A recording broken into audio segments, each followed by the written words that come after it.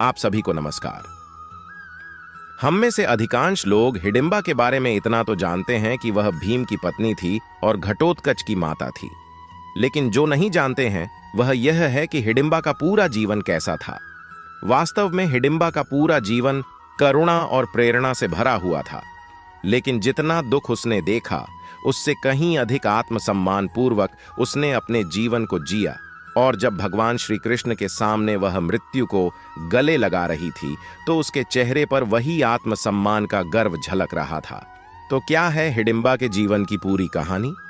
आइए विस्तार पूर्वक इस वीडियो में जानने का प्रयास करते हैं। हिडिंबा एक राक्षसी थी। राक्षसी यानी राक्षस कुल में उत्पन्न कन्या। कहते हैं कि रावण ने इस कुल की स्थापना समाज में दबे कुचले तथा पिछड़े लोगों को मुख्य धारा के समान स्वतंत्रता दिलाने के लिए किया था। लेकिन उसके ही जीवन काल में राक्षस इतने संख्या में हो गए, इतने क्रूर हो गए कि लोकमानस में राक्षस शब्द ही एक अपशब्द का सूचक बन गया था। ऐसे में उस कुल में उत्पन्न किसी कन्या को कोई अच्छी कन्या क्यों कहेगा? हिडिंबा की माता एक भद्र महिला थीं। उनके मन में हमेशा ही परोपकार से भरे ख्याल उठते। वे चाहती थीं कि लोक का कल्याण कर सकें, लेकिन वे एक राक्षसी थीं। इसीलिए मनुष्यों की तरफ से उन्हें कभी भी आदर प्राप्त नहीं हुआ। और चूंकि उनका मन कोमल था, इसलिए अपने समाज के अंदर, राक्षस समाज के अंदर भी उन्हें कभी भी पूर्णतः वह इज्जत नहीं मिली जिसकी वह हकदार थीं। जब उनका पहला पुत्र हुआ तो पति ने उस पुत्र को तो बड़े प्रेम से अपना लिया क्योंकि वह उसका वारिस था। लेकिन उसने अपनी पत्नी को वह हक कभी नहीं दिया जिसकी वह वास्तव में अधिकारी थी। धीरे धीरे एक समय के बाद उनके गर्भ में फिर से जीवन के लक्षण प्रकट होने लगे। जब ज्योतिषियों ने इसके बारे में पता लगाया तो उन्होंने कहा कि आपके गर्भ में एक बालिका का आगमन हुआ है। माता यह सुनकर बड़ी प्रसन्न हुई। उन्होंने अपने मन की सारी कोमल भावनाएं अपनी पुत्री में स्थापित करने की ठान ली। वे नहीं चाहती थीं कि इस पुत्री के पिता की क्रूर छाया इस पुत्री के व्यवहार पर पड़े, और इसीलिए वे यथासंभव अपने पति से और अपने समाज से दूर रहने का प्रयत्न करने लगी। जब गर्भ पूरा हुआ और जन्म देने का समय आया तो भी हिडिंबा की माता ने एक ऐसे जगह का चुनाव किया जहां पर निर्जनता थी। वे नहीं चाहते थे कि पुत्री के जन्म के समय कोई भी राक्षस उस तरफ रहे जिसका प्रभाव इसके जीवन पर पड़े या इसके संस्कारों पर पहली दृष्टि का प्रभाव पड़ सके। और इसीलिए उस निर्जन वन में उन्होंने अकेले ही अपने प्रसव को संपूर्ण करने की ठान ली। प्रसव का समय किसी भी स्त्री के लिए पीड़ादायक होता है और वहां उसे निर्जन में कोई सहारा भी नहीं था। कहते हैं कि हिडिंबा की माता ने उस निर्जन में एक ठूंठ को पकड़कर हिडिंबा को जन्म दिया। हिडिंबा के जन्म देते ही उस ठूंठ में से पल्लव निकल आए। इसे देखकर माता ने उस नवजात बालिका का नाम रखा पल्लवी, क्योंकि वह द्वापर का समय था और स्त्रियों का अपना अलग व्यक्तित्व नहीं माना जाता था। इसलिए पल्लवी नाम से उसे कोई नहीं बुलाता था। वह सदैव ही हिडिंब की छोटी बहन हिडिंबा रही। उसका अपना नाम उसके भाई के नाम से अर्थ पाता था। पल्लवी धीरे धीरे बड़ी होने लगी। माता ने उसे तमाम तरह की शिक्षाएं दी तथा उसके मन में सदाशयता के बीज बो दिए। उसे परोपकार की बातें सिखाती और सच्चरित्रता के अंकुर उसके मन में बोती रहती थीं। लेकिन कहते हैं कि काल बड़ा क्रूर होता है। पल्लवी अभी 10 वर्ष की भी नहीं हुई थी कि उसकी माता का देहांत हो गया। पल्लवी के पास अपने पिता और अपने भाई को छोड़कर कोई भी सहारा नहीं बचा। पल्लवी बड़ी कुशाग्र बुद्धि की थी और राक्षसों में स्त्रियों को थोड़ी अधिक स्वतंत्रता दी जाती थी। इसलिए पिता ने पल्लवी को पढ़ने के लिए भेजा। अब चूंकि पल्लवी कुशाग्र बुद्धि की थी, इसलिए जल्दी ही उसने आसुरी विद्या, राक्षसी विद्या, मायावी विद्या और वैद्यक विद्या आदि में महारत हासिल कर लिया। कालांतर में उसके पिता का देहांत हो गया और वहां का राजा बना उसका भाई हिडिंब। हिडिंब अपने पिता से भी अधिक क्रूर था। उसके मन में कहीं भी परोपकारिता की भावना थी ही नहीं। उसके मन में थोड़ी सी भी कोमलता नहीं बची थी। वह मनुष्यों से नफरत करता था। वह उन्हें कच्चा खा डालता था। पल्लवी का मन यह सब देखकर घृणा से भर जाता। वह यथासंभव अपने भाई को रोकने का प्रयास करती, लेकिन उसका भाई उसके वश में नहीं था। वह वहां का राजा था और पल्लवी एक स्त्री थी, लेकिन उसका भाई पल्लवी को भी नहीं रोकता था, क्योंकि पल्लवी मायावी विद्या में इतनी प्रवीण थी कि वह अपने राज्य के संचालन को चलाने के लिए पल्लवी की सहायता चाहता था। इसलिए कभी कभी पल्लवी की कठोर बातों को वह सुनकर सह लेता। इसी तरह समय बीतता रहा। हिडिंब क्रूर से क्रूर होता गया और पल्लवी को समाज हिडिंबा के नाम से जानने लगा। उसे कभी भी यह नाम पसंद नहीं आया, लेकिन क्या करे, समाज जो नाम दे देता है वह तो चिपक ही जाता है। उसे लोग हिडिंबा के नाम से जानने लगे। पल्लवी नाम तो कब का भुला दिया गया। एक दिन उसके भाई ने उसके पास आकर खबर दी कि 5 हट्टे कट्टे नौजवान एक बूढ़ी स्त्री के साथ इस वन में पधारे हैं। वे सभी मनुष्य हैं और बड्ढे समय के बाद मनुष्य हमारे वन में आए हैं। मैं चाहता हूं कि उन्हें एक एक करके खाऊं, तो मायावी विद्या द्वारा उन्हें मेरे पास लाने का प्रयत्न करो। हिडिंबा अपने भाई की बातें यूं तो नहीं मानती थी, लेकिन जब वह जोर देता था तो उसके पास मानने के अलावा कोई चारा नहीं रहता था। लेकिन उस दिन जब पहले पहल उसके भाई ने कहा, तो उसने कहा कि मैं ऐसा कोई काम नहीं करूंगी, तुम्हें उन्हें खाना है। तुम जानो तुम उन्हें कैसे खाओगे। यह कहकर हिडिंबा उस स्थान की तरफ चल पड़ी जहां उसका जन्म हुआ था। वह अक्सर ही ऐसे पलों में जब उसके मन में द्वंद्व होता था तो वहीं पर चली जाती। वहां उसे अपनी माता साक्षात प्रकट लगती थी। वह ठूंठ जो उसके जन्म पर पल्लव से भर गया था, अब एक वृक्ष बन चुका था। पल्लवी वहीं पर विश्राम करती थी। उस शाम जब वह वहां पर पहुंची तो वहां पर देखा कि 5 पुरुष और एक स्त्री वहां बैठे हुए हैं। 4 पुरुष और वह वृद्धा स्त्री सोए हैं तथा एक हट्टा कट्टा पुरुष उनकी रखवाली कर रहा है। हिडिंबा यह देखकर क्रोध से भर गई। वह पेट डेच उसे माता के समान प्रिय था। वह नहीं चाहती थी कि कोई भी उसकी छाया में बैठे। वैसे भी वह निर्जन रहता था और चूंकि राजकुमारी का प्रिय स्थल था, इसीलिए कोई राक्षस वहां नहीं जाता था। लेकिन यह सभी उससे अनजान थे। आप अब तक समझ गए होंगे कि यह 5 पांडव थे और वह वृद्धा स्त्री उनकी माता कुंती थी और वे सभी जंगल में अपने निर्वासन के समय को व्यतीत कर रहे थे। तब तक द्रौपदी का स्वयंवर नहीं हुआ था। अर्जुन से और पांडवों से उसका विवाह नहीं हुआ था। लाक्षागृह से निकलने के बाद यह लोग भागे भागे से उस वन में आए और एक निर्जन स्थान को देखकर उस पेड़ी एच के नीचे विश्राम करने लगे।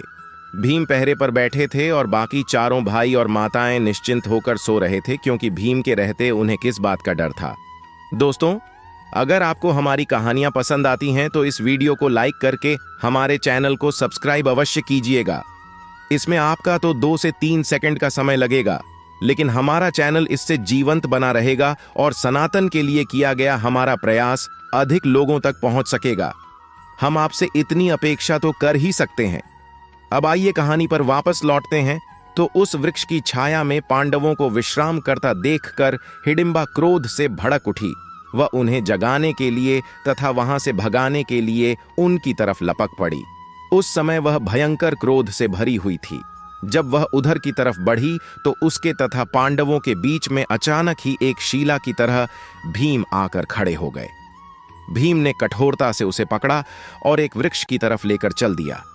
क्योंकि भीम उसे पकड़े हुए थे और हिडिंबा ने भीम की देह दृष्टि पर जब नजर डाली तो वह मंत्र मुग्ध हो गई।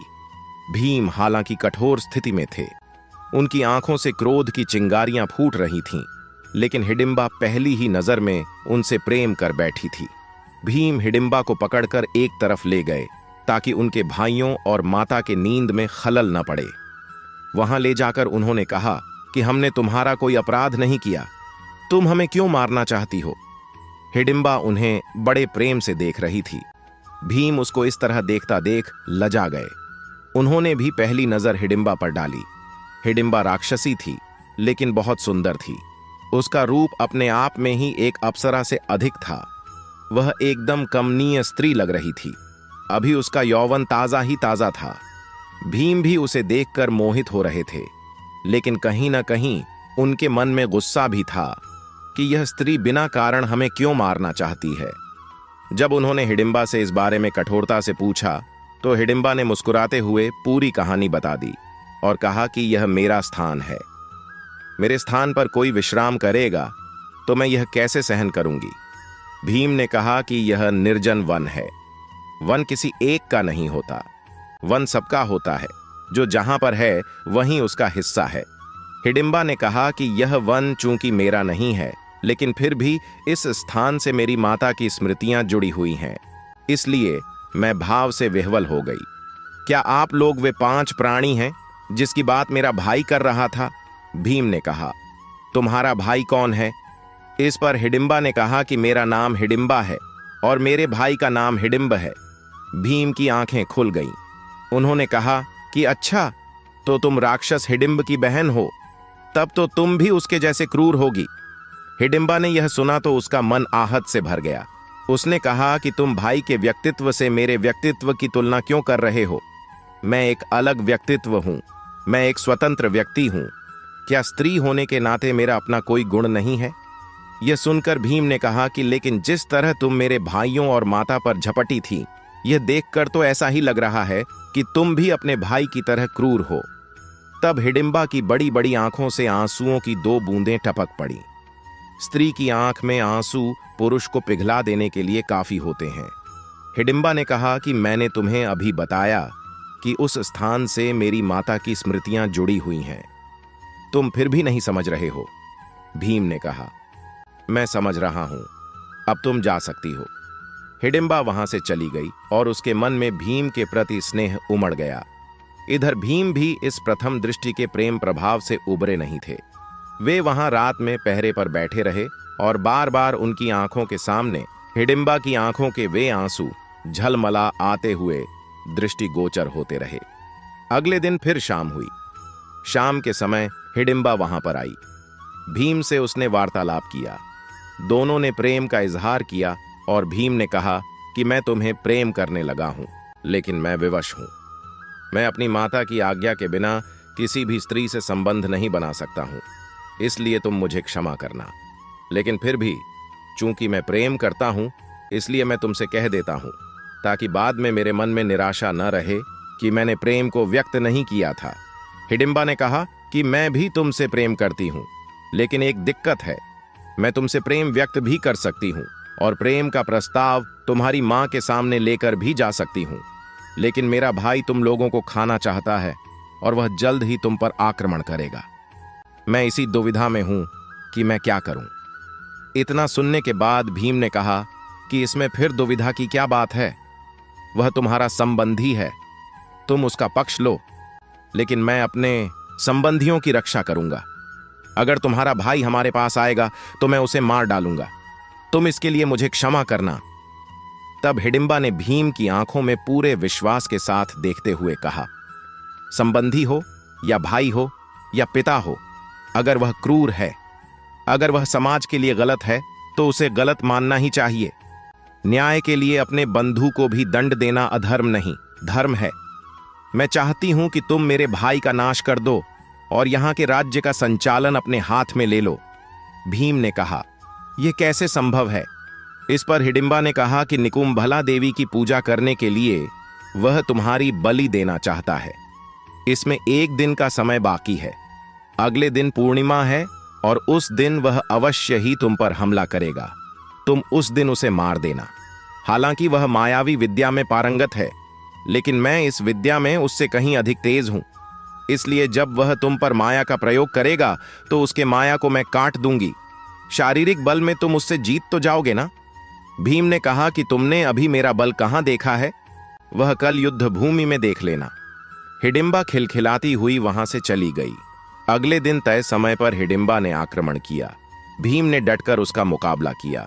वह एक समय तो अपनी तामसिक विद्या के द्वारा भीम पर भारी भी पड़ने लगा, लेकिन तत्काल ही हिडिंबा ने अपने तेज से उसके विद्या को काट दिया। और फिर जब केवल शारीरिक बल का युद्ध हुआ तो भीम के सामने हिडिंब कितनी देर ठहर सकता था। भीम ने हिडिंब का वध कर दिया।